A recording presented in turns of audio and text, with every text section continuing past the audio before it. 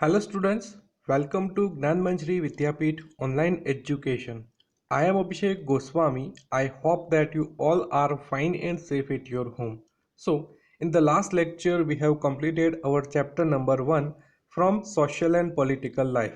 And in the today's lecture we will start our chapter number 2 and the name of the chapter is secularism. So, let's get start the topic.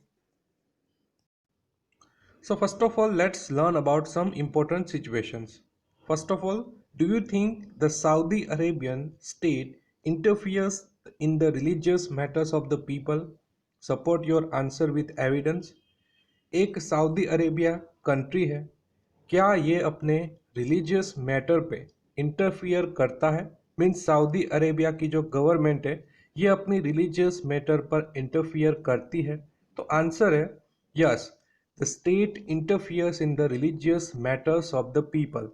For example, non Muslim people are not allowed to build a temple और church in Saudi Arabia.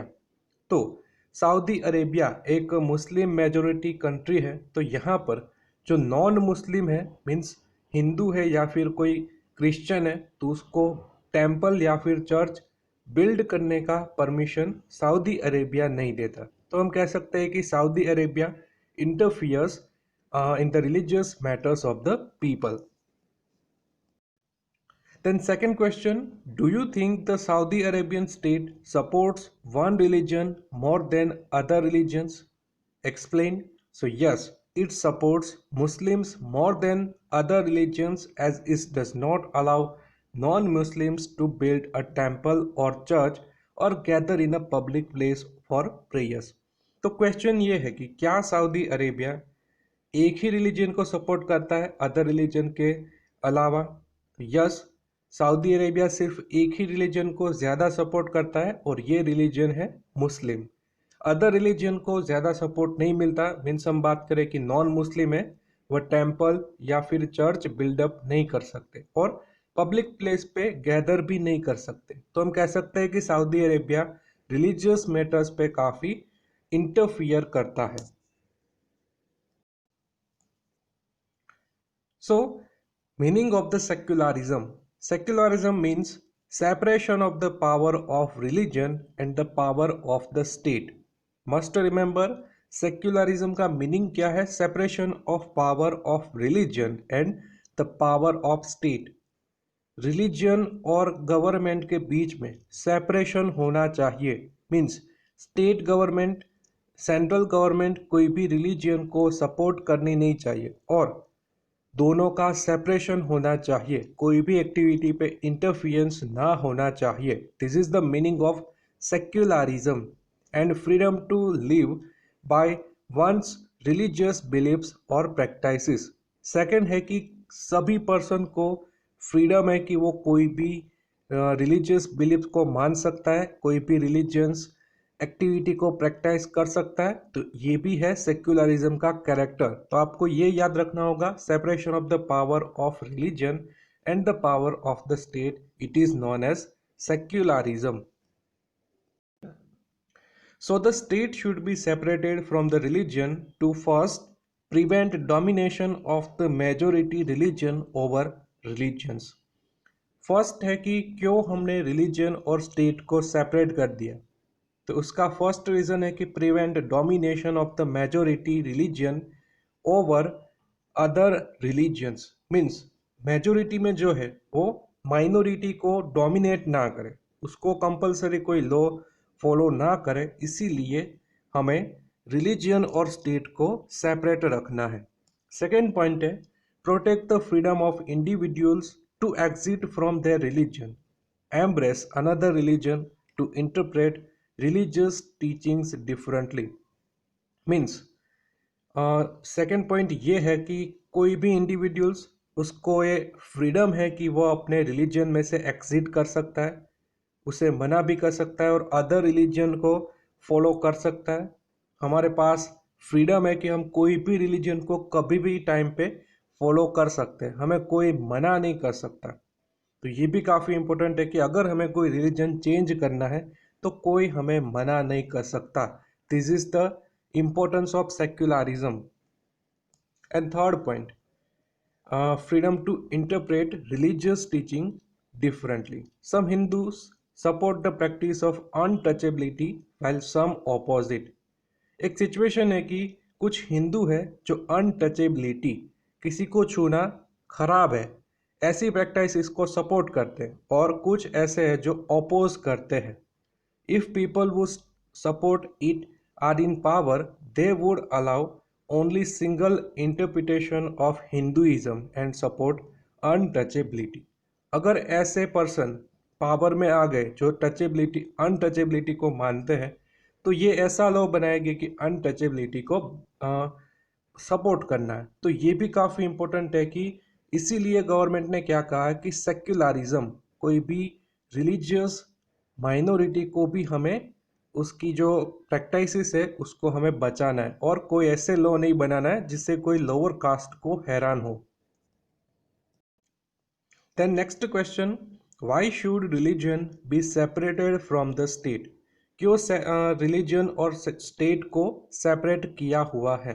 So for example, in a country 90% of the people follow religion X and they believe that everyone should wake up at 5 a.m. every day. एक example लेते हैं कि एक country है, यहाँ पर 90% population religion x को follow करता है. तो ये सभी ऐसा मानते हैं कि सभी पर्सन को कंपलसरी 5 a.m. को उठ जाना होगा. So what might happen to the remaining 10% of the people if representative of 90% are in the government? तो क्या होगा बचे हुए 10% पीपल का जो अदर रिलीजन को बिलोंग करते हैं और ऐसा नहीं मानते कि हमें 5 बजे उठ जाना चाहिए? तो क्या होगा अगर गवर्नमेंट में 90% मेजोरिटी ये रिलीजन एक्स वाले की होगी, तो क्या होगा? So a law may be made by government making it compulsory for everyone to wake up at 5 a.m. The remaining 10% of people may be forced to follow this. Is this fair? So क्या होगा, government ऐसा decision लेगी कि सभी को, इस state के सभी पर्सन को 5 AM को उठ जाना है, एंड जो 10% जो रिमेनिंग है जो अदर रिलीजन को फॉलो करते हैं, इसको भी फोर्सफुली ये लो एक्सेप्ट करना होगा. The next point, can you explain how touchability is an example of domination within a religion? Means untouchability ये एक रिलीजन का डोमिनेशन का एग्जाम्पल है. मीन्स हमने देखा था कि जो मेजोरिटी है ये डोमिनेशन करेगी ओवर माइनॉरिटी, तो अनटचेबिलिटी क्या इसका एग्जाम्पल है? So yes, under the practice of untouchability, upper caste Hindus dominated and discriminated against lower caste people. Thus, it promoted domination of one group of people by others within same religion. Yes, untouchability से क्या होगा, जो lower caste के people है इसका discrimination होगा, उसको अलग तरीके से पढ़ाया जाएगा, उसको सोसाइटी में भी काफ़ी डिस्क्रिमिनेट किया जाएगा. तो अनटचेबिलिटी डिस्क्रिमिनेशन करती है और मेजोरिटी को माइनॉरिटी के ऊपर डोमिनेशन करती है. तो दैट्स वाई अनटचेबिलिटी भी एक एग्जाम्पल है कि जिससे किसी का रिलीजियन, किसी की डिग्निटी है ये वायलेट होती है. So thus separation of religion from the power of state prevents domination of majority within a religion and prevents only one interpretation of a religion. So इससे क्या होगा, separation of religion from the power, इससे क्या होगा कि जो majority है ये dominate करते हैं minority person के ऊपर, ये नहीं होगा और कोई भी अपना religion है ये follow कर सकता है. देन थर्ड पॉइंट ये है, हमने पॉइंट्स देखे थे, तो थर्ड पॉइंट ये है कि make sure that the state does not enforce any particular religion और take away the freedom of individuals to practice their own religion. Third point ये है कि स्टेट मेक श्योर, स्टेट हमें श्योर करता है कि कोई भी पर्टिकुलर रिलीजन को एनफोर्स नहीं करेंगे. मीन्स गुजरात है तो यहाँ पर शायद हिंदू की पॉपुलेशन ज़्यादा होगी, तो ऐसा नहीं होगा कि सभी को हिंदू प्रैक्टिस को फॉलो करना होगा, ऐसा नहीं होगा सेक्युलरिज्म में। और take away the freedom of individuals to practice their own religion, और कोई माइनॉरिटी में है जो अपना रिलीजन को प्रोटेक्ट करना चाहते हैं तो उसको भी फ्रीडम दी जाएगी, उसकी फ्रीडम टेक अवे मीन्स छीनी नहीं जाएगी। So freedom to practice one's own religion is one of the key objectives of secularism.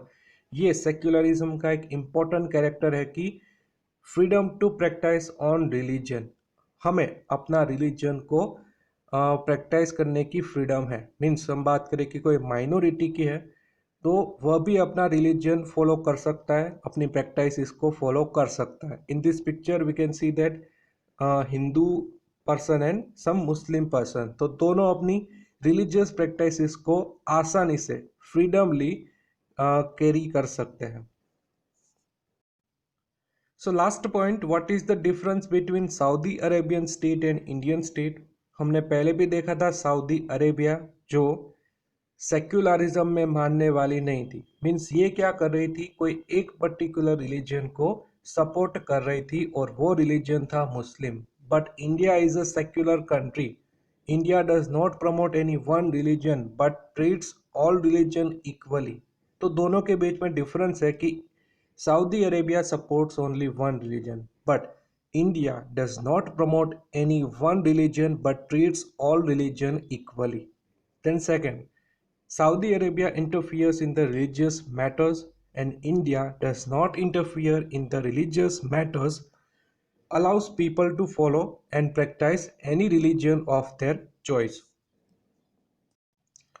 Then let's move to practice question 4.1, and the answer of the 4.1 you have to directly fill up in your supplementary book.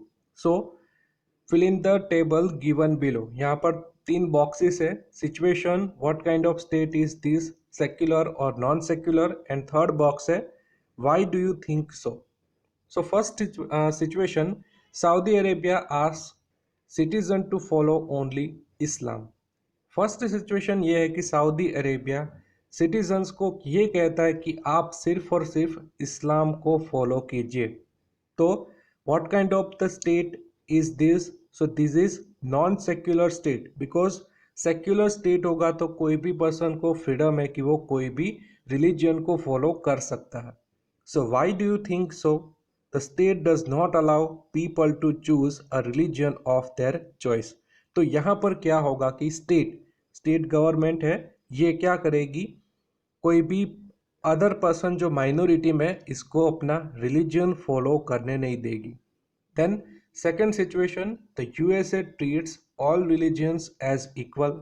USA जो country है यहाँ पर सभी religions को equally treat किया जाता है by the government.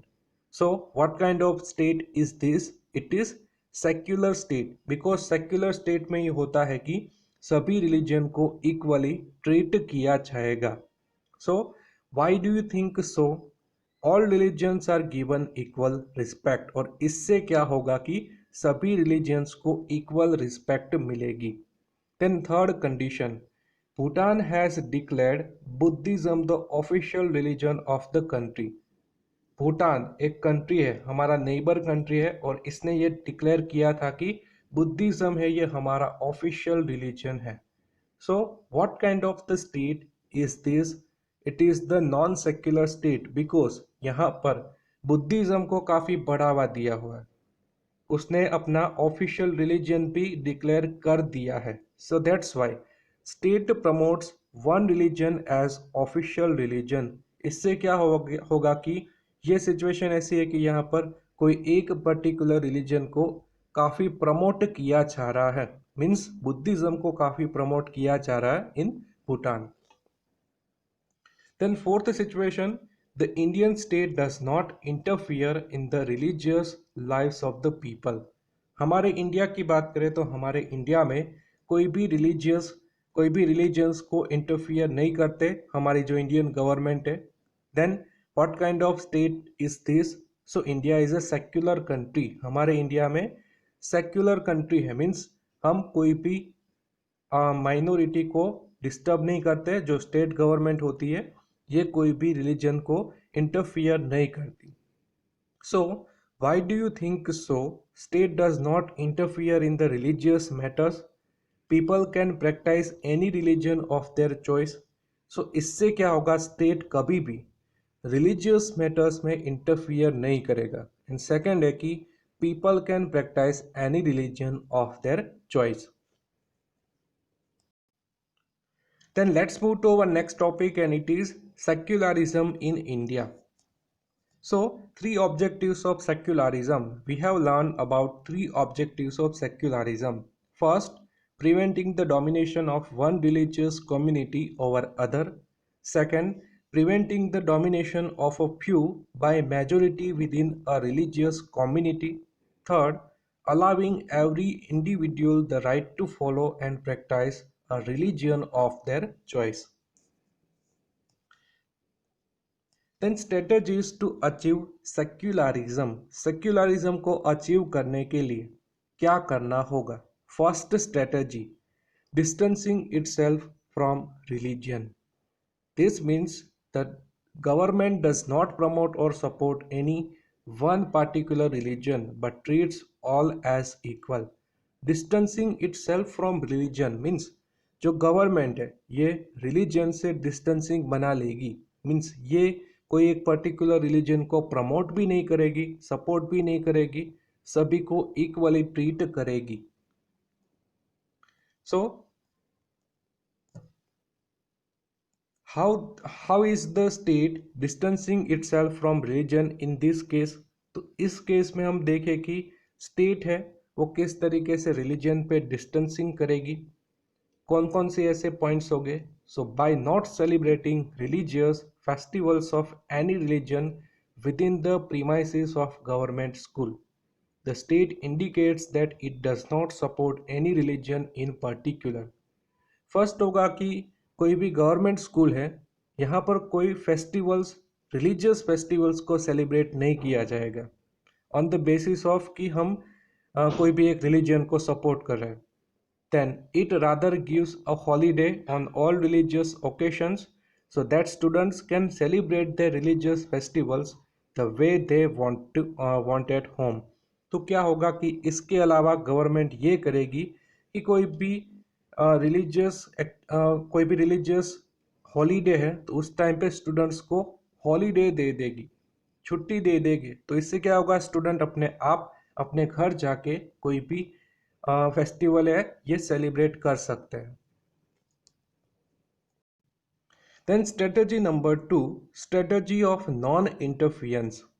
So the government does not interfere with the religious practices of any community.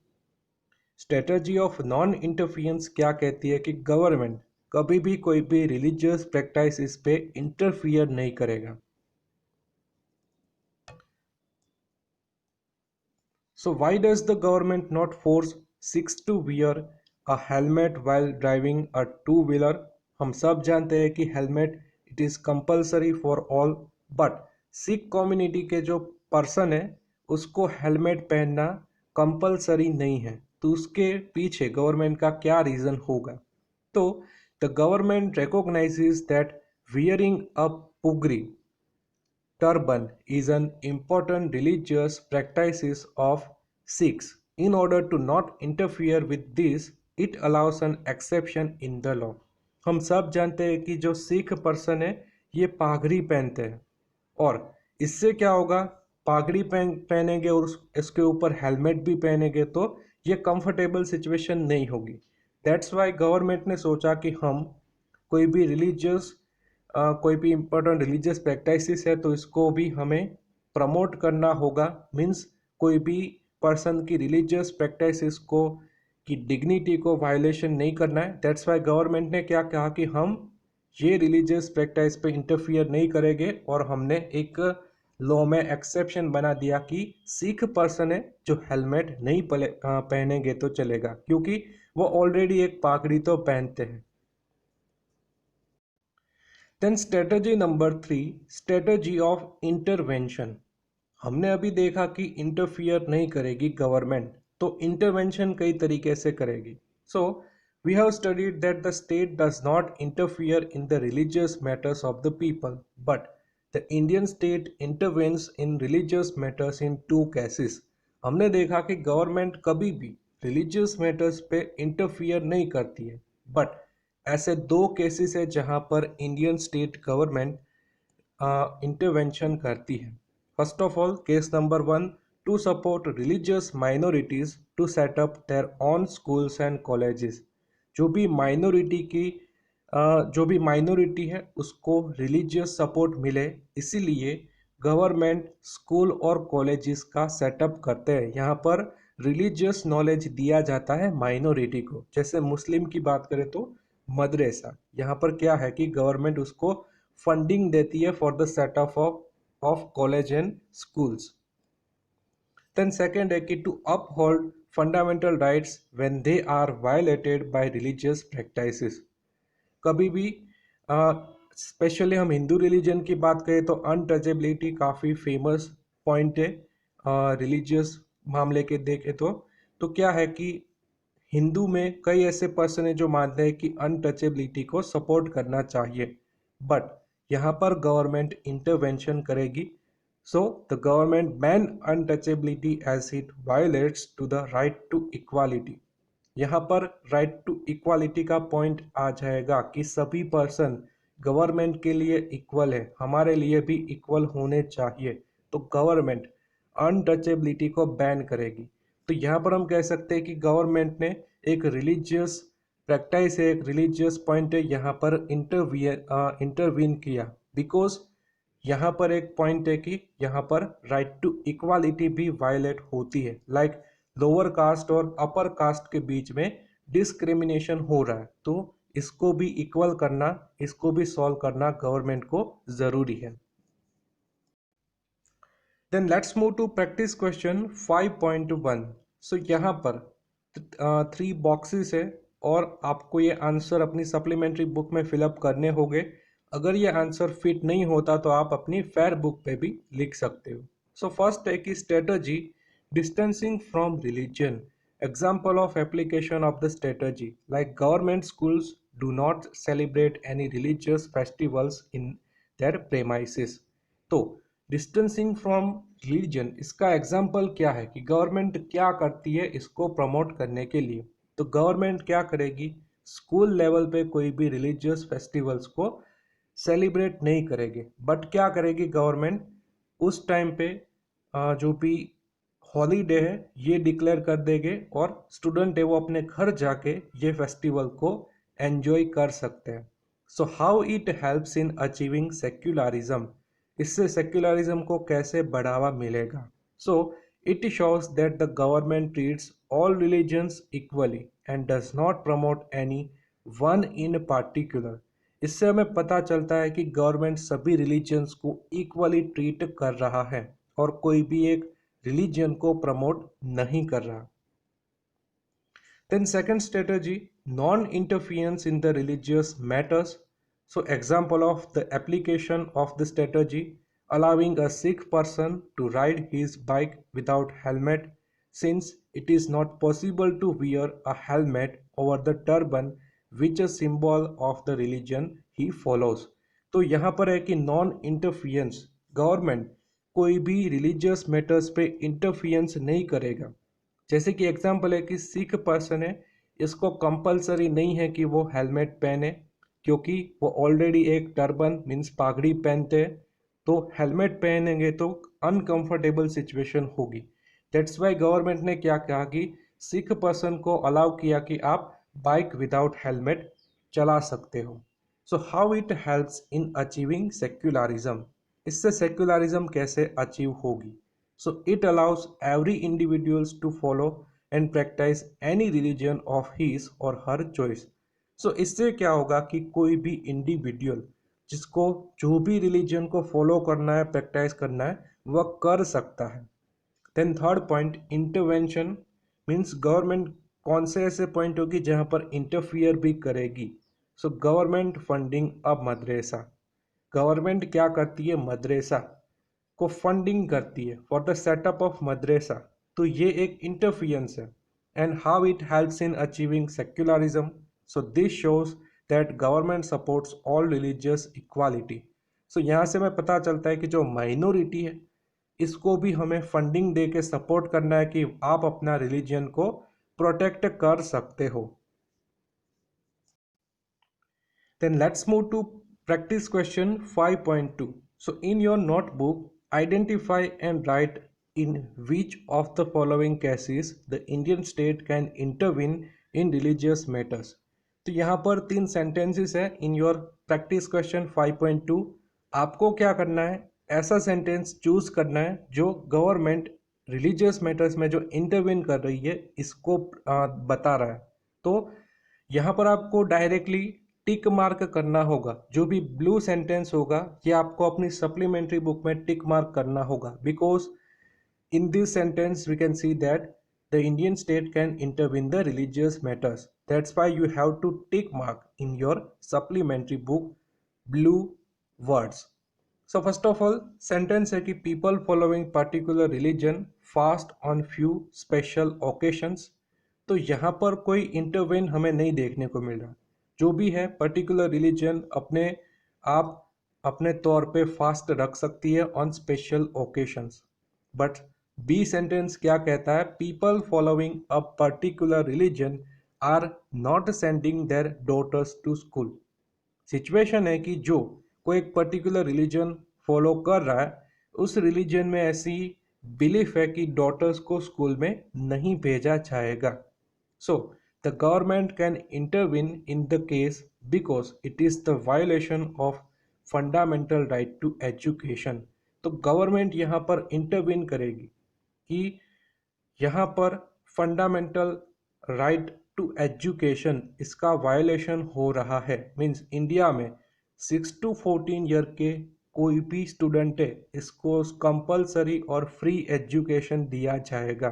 तो यहाँ पर कोई रिलीजन ऐसा मानता है कि डॉटर्स को स्कूल में नहीं भेजा जाएगा तो गवर्नमेंट उसके सामने स्टेप भी उठाएगी. देन सी सेंटेंस क्या कहता है, a religious community wants to start its own school but does not have the money required. कोई एक रिलीजियस कम्युनिटी है जो अपने रिलीजन को प्रोटेक्ट करने के लिए एक स्कूल बनाना चाहती है बट उसके पास कोई मनी नहीं है. सो गवर्नमेंट क्या करेगी, the Indian government can intervene in this case to help religious communities to promote their own religion और कल्चर. तो यहाँ पर गवर्नमेंट इंटरवीन करेगी और ये जो पर्टिकुलर रिलीजन है उसको सपोर्ट करेगी, फंडिंग देगी for the setup of school.